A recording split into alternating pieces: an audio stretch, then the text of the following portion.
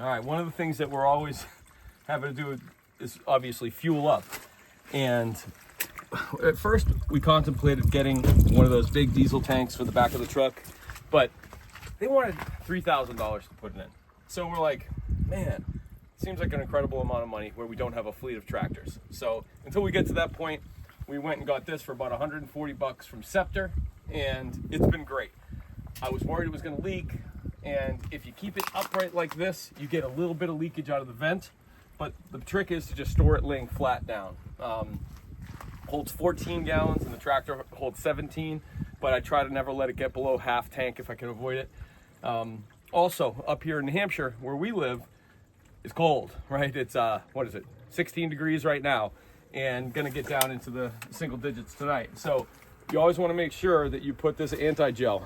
The guy that I bought the tractor said, all year long, even in the cold, even in the good weather, you still put diesel treat, and he swears by House.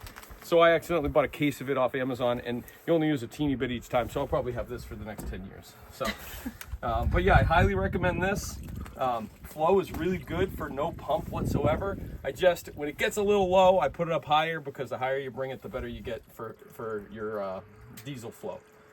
And this is way easier than a bunch of regular gas cans. You know, you only have, think about it. The biggest gas cans I see are about 4 or 5 gallons, maybe 6 at the most, and you can't fill them all the way up. They always leak. And then you're sitting here and you're holding the gas can the whole time. For this one, it's just a little bit of pressure that you push on here, and that's it. I mean, sure, getting the tank up there when it's half filled is a little bit, but I'd way rather do that than hold a small tank up in the entire time. And then naturally, like whenever we're filling up the four-wheeler with one of those, it just goes everywhere. So naturally, this is a much better solution for us, and it's working really well.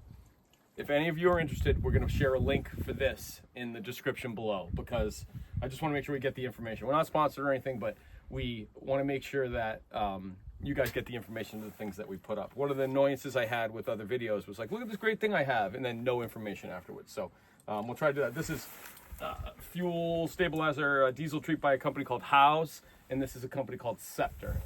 One thing you got to remember when you're done using this, especially if you have fuel left in, and even if you don't have left in here, there's always going to be a little fuel left in this line. So what I do is I get the whole line above the fuel tank, and I just open it up a little, and that allows all the fuel that's left in the line.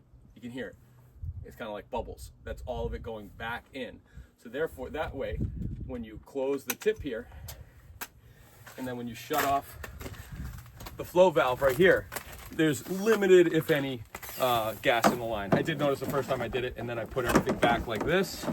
Little diesel popped out, so I was like, oh, okay, and came up with that little method to do it. Maybe there's a better one, but that's the one I've come up with. And like we always say, if somebody out here has a better idea or better solution, I'm definitely not the pro, I'm the noob. So let us know in the comments. We all want to make this a collaborative learning experience for us all.